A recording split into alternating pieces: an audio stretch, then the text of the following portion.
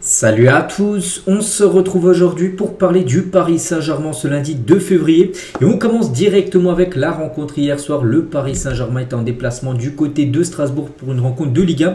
Un petit rappel au match, il y a eu 3 partout, ça a été un match un peu fou, donc hier ça a été un peu le même cas les gars, un match un peu fou, mais c'est le PSG qui s'est imposé cette fois-ci 2-1 face à Strasbourg. Donc les deux équipes ont pu se créer pas mal d'occasions.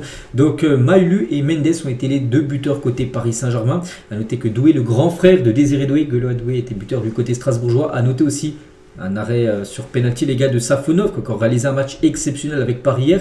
Le carton rouge d'Achraf Hakimi du coup qui sera suspendu pour le classique fin de semaine contre l'Olympique de Marseille. Donc voilà, il s'est passé pas mal de choses lors de cette rencontre, mais surtout le plus important c'est bien la victoire bien sûr.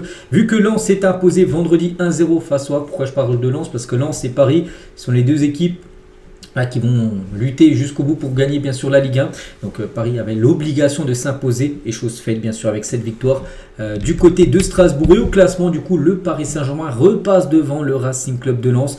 Au bout de la 20e journée, il reste encore 14 matchs, 34 journées en tout du côté du championnat français. Donc 48 points pour le PSG et 46 points pour le Racing Club de Lens. Donc voilà, pour l'instant le PSG est toujours leader bien sûr de cette Ligue 1 avec 15 victoires, 3 matchs nuls et 2 défaites. Paris est la deuxième meilleure attaque et Paris est meilleure défense avec l'équipe de Lens. Et concernant bien sûr les derniers matchs de Ligue 1 qui sont plutôt bons, le PSG a remporté ses 6 derniers matchs en Ligue 1. Donc là sur on va dire sur les 18 derniers points à prendre, 18 points pris. Donc là tu laisses rien à la concurrence, tu laisses rien du tout, tu prends tout. C'est pour ça que Paris a pu repasser devant Lens. Donc c'est la meilleure série en cours pour une équipe actuellement dans la Ligue 1. Donc entraîneur et aussi ayant la meilleure moyenne de points dans l'histoire de la Ligue 1 parmi ceux à 50 matchs minimum. Et pas mal pour Luis Enrique, 2,36. Il est juste un peu en dessous de Unai Emery et Thomas Tuchel qui sont à 2,37 points pris en moyenne par match. Lui il a 2,36. Donc voilà, ça se joue à rien. Mais en tout cas, Enrique, bien sûr, fait du taf exceptionnel. Et tiens, en parlant de Luis Enrique, il est en conférence de presse à la fin du match. Donc, il a dit c'est beau de gagner ce match. Je ne me rappelle d'aucun match ici parce que Strasbourg est une équipe avec beaucoup de joueurs très jeunes, mais avec beaucoup de qualité. Leur entraîneur également. Donc, la première mi-temps a été très compliquée. On a eu beaucoup d'imprécisions. On n'a pas joué dans la moitié adverse. On a pu améliorer ça en seconde période, mais ça a été très difficile. Quand on s'est retrouvé à jouer à 10 contre 11 avec le rouge d'Hakimi, ça a été encore plus difficile. Content parce que c'est une victoire importante, on a besoin de s'améliorer bien sûr. Donc à noter que Paris a réussi à marquer le but du 2-1 grâce à Nuno Mendes à 10 contre 11. Ça c'est aussi une grosse performance. Donc Safonov numéro 1, est-ce que c'est lui maintenant le numéro 1 voilà, dans les cages parisiennes? Il a dit je ne sais pas, ça dépend de la performance, de la vie, de plein de choses. Ce que je peux dire en tant qu'entraîneur, c'est que je suis très content d'avoir 3 gardiens de ce niveau. Mais oui, nous aussi, en tant que supporter du PSG, on a l'impression oui, que Safonov maintenant c'est le numéro 1 dans l'esprit on va dire de Luis Enrique. La preuve, les 2 derniers matchs il était titulaire bien sûr Safonov, et en plus surtout c'est qu'il est bon à chaque fois. C'est ça surtout qui va être compliqué pour Chevalier, c'est que Safonov actuellement vraiment il fait quand il joue avec Paris à chaque fois il fait des matchs exceptionnels avec des arrêts décisifs. Toujours avec Enrique bien sûr. Donc on a montré depuis 3 ans qu'on est une équipe qui lutte. On n'était pas très précis, on a réalisé une première période très faible. Donc je félicite Strasbourg, c'est une très bonne équipe avec des jeunes joueurs que j'aime beaucoup. On a gagné et je ne sais pas si c'est mérité, c'est très bien pour nous. Voilà, de gagner bien sûr ce match, parce que des fois Paris mérite de gagner. Puis il perd, on a pu voir contre le Sporting, on a pu voir contre Bilbao, c'est Ligue des Champions, on a pu voir plein d'autres matchs où Paris méritait beaucoup mieux qu'un nul ou une défaite. Donc là, voilà, peut-être Paris méritait peut-être plutôt le nul, mais là, quand tu prends une victoire, eh ben, tu les prends bien sûr ces points, ça rééquilibre par rapport à d'autres matchs. Qu'est-ce qu'il a pu dire d'autre? Donc cela a changé à 10 contre 11. Cela a changé le match parce qu'on n'avait plus le ballon, on a défendu en bloc bas, voilà, avec un joueur moins, ce qui est inhabituel pour nous. On a cherché la contre-attaque, on a eu la chance de faire une très belle action grâce aux entrées de Kanguini, Désiré Doué et Ousmane Dembélé. Donc Kanguini peut-il prétendre à mieux? Il a dit il a cette capacité à changer l'orientation du ballon sous la pression sans le perdre le ballon. Il a fait de bonnes actions, il a fait de bons tirs. Il est très important bien sûr dans son entrée, une belle entrée bien sûr pour Kanguini. Et concernant Safonov, il a dit je crois que c'est le meilleur gardien que j'ai eu dans ma carrière pour stopper les pénaltys. Il a une capacité à deviner le côté que va choisir le tireur, et c'est vrai les gars, Safonov, regardez ce qu'il a pu dire à la fin du match, c'est mon travail, je devais l'arrêter le pénalty. Je me souviens de sa séance de tir au but contre Flamengo, il avait été énorme, je crois qu'il avait fait 4 arrêts les gars sur 5 tirs de Flamengo, il a pris un but sur 4 arrêts. Et tu as l'impression qu'il rentre dans la tête du joueur adverse. Et le joueur adverse commence à paniquer. Puis du coup, Safonov sent où il va plonger. Bon, après, il ne va pas arrêter tous les autres pénaltys, bien sûr, qu'il aura dans sa carrière. mais quand même, voilà, il en arrête, on va dire 2 sur 3. C'est quand même exceptionnel d'avoir un gardien comme ça. Hein. Il stoppe des pénaux. Et ce qui est fou, les gars, voilà, c'est que le réalisateur du match, hein, dès qu'il a arrêté le penalty, Safonov, donc il y a eu un zoom sur la tête de Lucas Chevalier. Parce que Chevalier, bien sûr, il était sur le banc. Donc il sait que, voilà, il sait que pour lui, ça sera compliqué. Et on peut voir les deux recrues, hein, Zarbani et Chevalier. C'est vrai que 2 recrues l'été dernier. Et les deux, pour l'instant, les gars, c'est un peu moyen. Chevalier, on a l'impression qu'il a perdu sa place de titulaire. Et Zarbani, lui, n'a jamais eu de place de titulaire. Indiscutable. Hein. Ça a été toujours Marquinhos et Pachon. C'est les 2 numéros 1 comme du côté de Paris en défense centrale. Hein. Et Safonov, hein, donc je pense qu'on a été meilleur sur la première partie du match. Aujourd'hui, c'est vrai que c'était très difficile de jouer ce match, hein, de jouer contre cette équipe de Strasbourg. Je pense qu'en fin de match, on a eu un peu de chance. Hein. C'était une fin très nerveuse. Hein. Le plus important, c'est qu'on ait gagné. Bien évidemment, 3 points importants parce qu'on sait qu'il fallait repasser devant l'équipe de Lens. Hein. Et la presse russe, hein. Donc en sens Safonov, les gars, allume Chevalier, donc championnat, en gros c'est un média russe, ils ont dit. Safonov semble désormais pouvoir être considéré comme le gardien numéro 1 du PSG, du moins pour l'instant, oui on pense. Hein. Sportbox également, un média russe. Hein. Donc Safonov a arrêté le pénalty et est devenu le héros du PSG, personne ne se souvient même de Chevalier. Voilà. Média russe. Hein. Et Sport 24, hein, le transfert de Chevalier au PSG est déjà en train de tourner au fiasco. Voilà, bon, ça on verra d'ici quelques temps. Bon, pour l'instant, on sait que Safonov est peut-être plus de garantie que Chevalier, mais voilà. En tout cas, voilà, en Russie, ils sont très contents, bien sûr, que leur gardien, leur équipe nationale, Magol actuellement dans la meilleure équipe. Hein. En Europe, le PSG, enfin peut-être pas actuellement, hein, parce qu'on sait que peut-être des équipes qui sont meilleures que Paris actuellement, on va dire. Hein.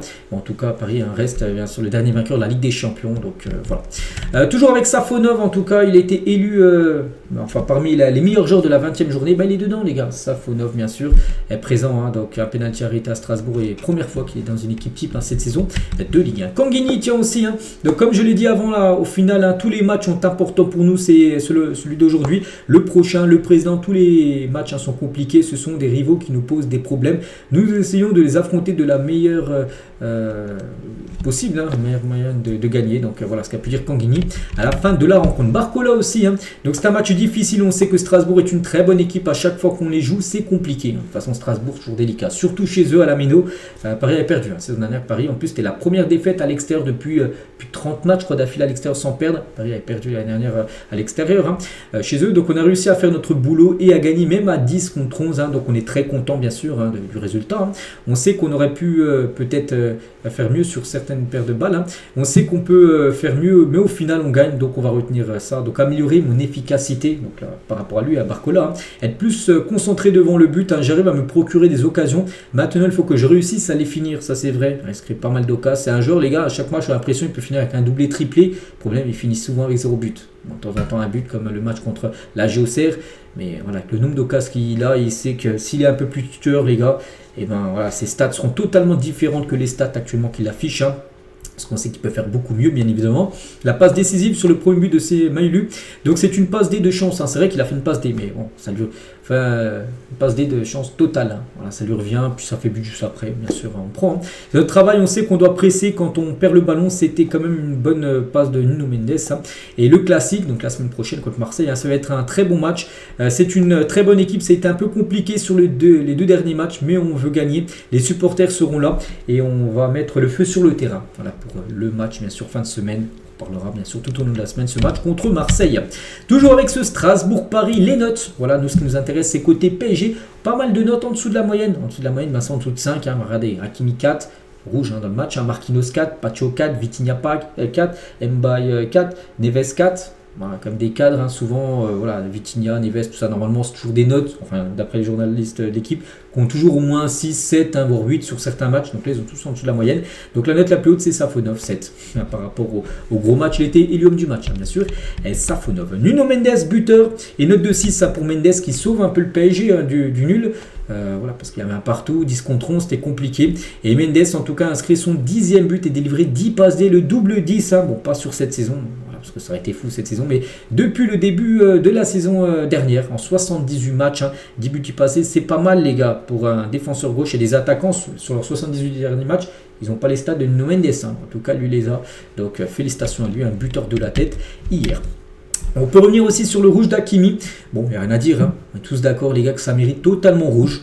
Voilà, donc c'est dommage de faire ça parce que du coup, il laisse déjà ses collègues à Bah, 10 contre 11, il reste encore un quart d'heure de jeu. Bon, Paris a su gagner le match quand même sans lui, donc tant mieux, mais voilà, il sera suspendu pour le match contre Marseille.